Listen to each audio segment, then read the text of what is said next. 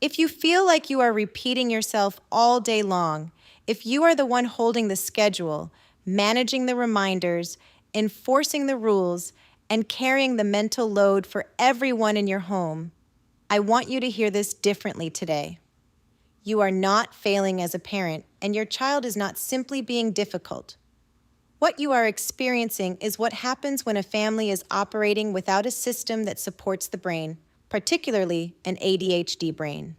I create these episodes to give you tools, strategies, and external systems that you can bring into your home that reduce chaos, lower stress, and actually help your child's brain do what you are asking it to do. Because when structure lives inside of you, the pressure also lives inside of you. And over time, that pressure turns into frustration, burnout, and conflict. Today, I am going to show you how to shift that pressure out of you and into a system, something I wish was around when we were raising our neurodivergent son. I have turned so many of my clients onto this wonderful gold mine, and I am now sharing it with you, my listening audience. Welcome back to the Path to Peace Therapy podcast. I'm Stephanie Buckley, ADHD, parenting strategist, and family systems coach. This podcast was created to help parents, partners, and families truly understand what is happening underneath the behaviors they are seeing every single day so you can respond with clarity, structure, and confidence instead of confusion, frustration, or reactivity. Because when we understand the why behind the behavior, everything about how we respond begins to shift. And that shift is where real change happens. I specialize in ADHD, executive functioning, emotional regulation, and the family system patterns that keep households stuck in cycles of chaos, miscommunication, and overwhelm.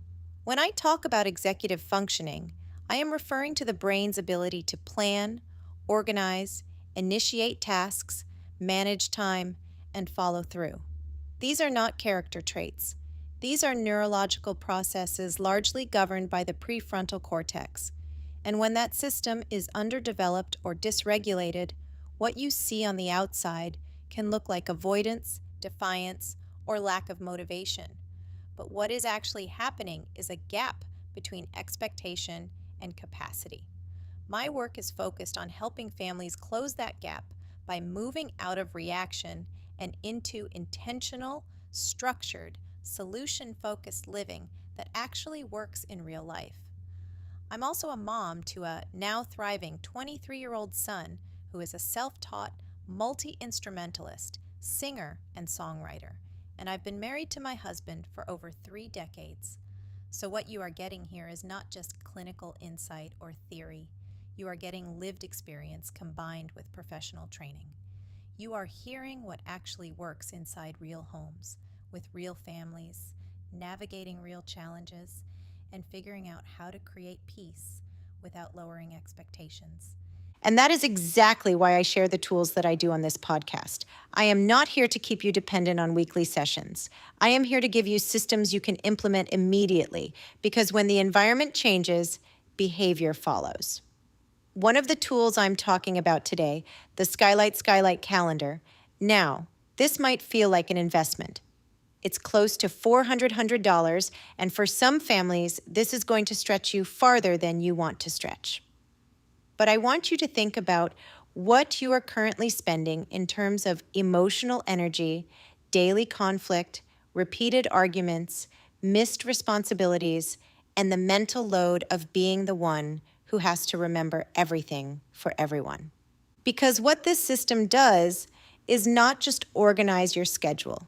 It reorganizes your entire household dynamic. It removes you from the role of constant reminder and enforcer and replaces that with a visible neutral structure that your child's brain can actually follow. It reduces the number of times you have to repeat yourself. It lowers emotional reactivity. It creates predictability, and predictability is one of the fastest ways to regulate a dysregulated nervous system. So yes, it may feel like an investment up front, but what it gives back in reduced stress, increased cooperation, improved follow-through, and a calmer home environment is exponential. For many families, it is not an expense. It is a turning point. In many homes across the United States and around the world, structure lives inside the parent. The parent becomes the calendar, the reminder system, the timekeeper, and the enforcer of expectations. This often sounds like repeated prompts throughout the day, asking whether homework is done, telling a child to get ready, reminding them again, and then escalating when nothing changes. From a neurological perspective, this pattern actually works against the brain. When a parent repeatedly prompts or pressures a child, it activates the amygdala, which is the brain's threat detection system. The amygdala scans for stress, urgency, and tone, and when it becomes activated, it suppresses the prefrontal cortex. The prefrontal cortex is responsible for executive functioning, including planning, organization, impulse control, and follow-through. In the exact moment you need your child to access their thinking brain, it becomes less available. This is often misinterpreted as defiance, when in reality, it is a combination of dysregulation and executive dysfunction. Over time, this dynamic begins to erode the parent-child relationship in very real and measurable ways.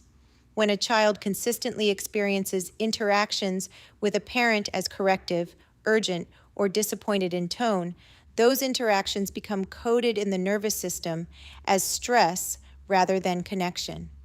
What should feel like guidance starts to feel like pressure. This creates what we call a negative relational feedback loop, where the parent anticipates non-compliance and approaches with heightened intensity, and the child anticipates criticism and responds with avoidance, shutdown, or resistance.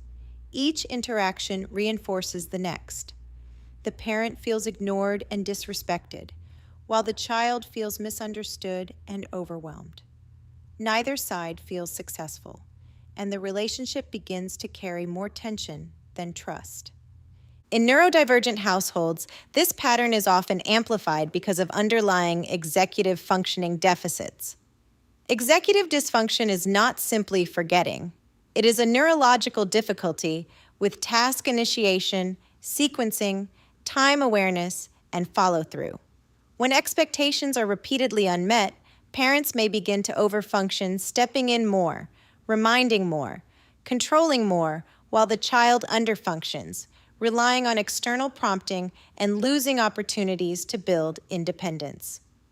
This creates an imbalance in the family system known as overfunctioning and underfunctioning, where one member carries the majority of responsibility, while the other becomes increasingly passive or resistant. Over time, this dynamic breeds resentment on both sides. The parent feels burdened and exhausted, and the child feels micromanaged and incapable. This can also lead to triangulation within the family system, where the child may align with one parent to avoid the pressure of the other, or where parents become divided in their approach, one becoming stricter, the other more lenient. This inconsistency further destabilizes the system, creating confusion for the child and increasing emotional reactivity across the household. Siblings may also be impacted, either by feeling overlooked, as attention is directed toward the struggling child, or by internalizing frustration about perceived inequities in expectations. Another critical piece is the development of learned helplessness, a psychological state in which a child begins to believe that no matter what they do, they will not meet expectations. When a child repeatedly experiences failure or correction without a clear pathway to success, they may stop initiating tasks altogether. This can look like laziness or defiance, but it is often a protective response to repeated overwhelm. The brain essentially shuts down effort to avoid further negative experiences. This is particularly common in ADHD, where the gap between expectation and capacity is not clearly understood or supported. Emotionally, this environment increases baseline stress levels for everyone involved. The household begins to operate in a state of chronic sympathetic activation, meaning the nervous system is frequently in a fight or flight state. Parents may feel constantly on edge, anticipating the next conflict, while children may feel a persistent sense of pressure or inadequacy. This reduces opportunities for positive connection, play, and relational warmth, which are essential for healthy attachment and emotional development. What starts as a simple pattern of repeated reminders can evolve into a broader system of disconnection, where communication becomes transactional rather than relational, and interactions are driven more by correction than connection. Without intervention, this cycle tends to reinforce itself, becoming more entrenched over time. This is why shifting from parent-driven enforcement to system-based structure is so critical. When the burden of remembering, prompting, and enforcing is removed from the parent and placed into a neutral, visible system, it interrupts this negative loop. It allows the parent to step back into the role of guide and support rather than enforcer, and it gives the child a clearer, less emotionally charged pathway to success. The shift that changes everything is moving from a dynamic of you versus your child to a dynamic of you and your child working within a system.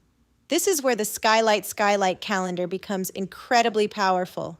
This is not simply a calendar that holds appointments. It is a visible, environmental system that externalizes executive functioning. Instead of expectations living in your voice, they live on the wall, consistent, neutral, and predictable. There is no tone, no emotional charge, and no repetition required. The system holds the structure, and the parent is no longer the sole enforcer. This reduces power struggles because it removes ambiguity and shifts responsibility from relational conflict to shared clarity. One of the most effective aspects of this system is that it allows families to centralize everything in one place. The morning routine checklist, the after-school reset sequence, clearly defined homework blocks, chore assignments, protein or health routines, structured screen windows with defined start and stop times, weekly planning meetings, grocery refill reminders, and sports or extracurricular schedules all live within one visible system. For an ADHD brain, which struggles with working memory and task sequencing, this is critical. Working memory refers to the brain's ability to hold and manipulate information long enough to act on it. And when that system is overloaded, tasks are often forgotten or avoided. By externalizing these responsibilities into a visual format, the brain no longer has to hold the plan internally, which reduces cognitive load and increases the likelihood of follow-through. Another key benefit is the ability to eliminate cognitive fragmentation. In many households, information is scattered across text messages, emails, paper handouts, fridge notes, and group chats. This fragmentation forces the brain to constantly search for information, increasing overwhelm and contributing to task initiation paralysis, which is the inability to start a task because the first step is unclear. With this system, you can simply take a picture of a school schedule, upload a sports calendar, attach a practice flyer, add a recipe screenshot, or import events directly from your phone. When everything is centralized and visible, the first step becomes clear, and clarity reduces anxiety. As anxiety decreases, the brain becomes more capable of engaging in tasks. When the soccer schedule is visible, when dinner plans are already assigned, and when homework is clearly blocked into the day, the brain no longer has to guess or anticipate. Predictability plays a critical role in nervous system regulation because it signals safety. When the nervous system feels safe, the prefrontal cortex remains more accessible, allowing for better decision-making and follow-through. This shift from chaos to predictability creates a rhythm within the home, and that rhythm reduces emotional reactivity for both parents and children. An often overlooked component of this system is the role of completion and reinforcement. When tasks are checked off, the brain experiences a sense of completion, which triggers a small release of dopamine. Dopamine is the neurotransmitter associated with motivation, reward, and reinforcement. and ADHD brains are often seeking dopamine through external stimulation, such as screens or gaming. By creating visible completion loops, the system allows the brain to experience dopamine through accomplishment rather than constant stimulation. When parents pair this with simple acknowledgement, such as noticing when a routine is completed, it creates positive reinforcement. This strengthens behavior over time because effort becomes consistently associated with recognition and predictable outcomes. Over time, this builds intrinsic motivation, where the individual begins to act not just for external reward, but because the behavior itself becomes reinforcing. When this system is implemented consistently, families begin to notice significant changes. Morning routines create momentum instead of chaos. After-school reset periods prevent the emotional crash that often occurs in the afternoon. Homework becomes time-bound and structured rather than overwhelming and open-ended. Chores are integrated into the routine rather than introduced as sudden demands. Protein and health routines stabilize the body, which supports emotional regulation. Screen time is clearly defined, reducing negotiation and conflict. Weekly planning meetings help develop executive functioning skills, and grocery reminders eliminate common barriers to consistency. Sports and extracurricular schedules reinforce time awareness and accountability. Most importantly, the parent is no longer the constant source of reminders and enforcement. From a family systems perspective, this represents a shift from reactive parenting to structured leadership. Reactive parenting is often characterized by emotional escalation, repeated correction, and inconsistent follow-through. Structured leadership, on the other hand, is defined by clarity, predictability, and alignment. This system reduces triangulation, where children may push against one parent or create division within the household, and instead fosters a sense of shared responsibility. The parent transitions from being the enforcer to being a guide, and the system becomes the stabilizing force within the home. This not only improves behavior, but also strengthens relationships by reducing conflict and increasing collaboration. This is not about being stricter or more controlling. It is about creating an environment that supports the way the brain functions. Structure, when implemented correctly, is not a form of punishment. It is a form of scaffolding that allows children and adolescents to develop the skills they need over time. When that scaffolding is visible, consistent, and neutral, it removes pressure from the parent, reduces anxiety in the child, and creates a more regulated and functional household. Systems change behavior because systems change the environment in which behavior occurs. And when the environment supports the brain, everything begins to shift. This episode is for educational purposes and to provide support. It's not a substitute for professional mental health evaluation, diagnosis, or treatment. The more we learn to recognize the signs behind the behaviors, the more compassion and support we can offer to our kids, our partners, and ourselves. Thank you for spending this time with me.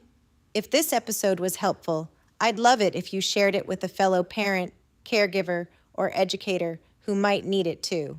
You can also subscribe to stay up to date on future episodes and check out additional tools and resources at thepathtopeacetherapy.com. Follow me on Instagram at thepathtopeacetherapy. If you are in California, I offer virtual sessions if you are not in the Hermosa Beach and South Bay area. You can book online at The Path to Peace Therapy. And as always, take a deep breath, give yourself some grace, and remember, peace is possible, and you don't have to do this alone.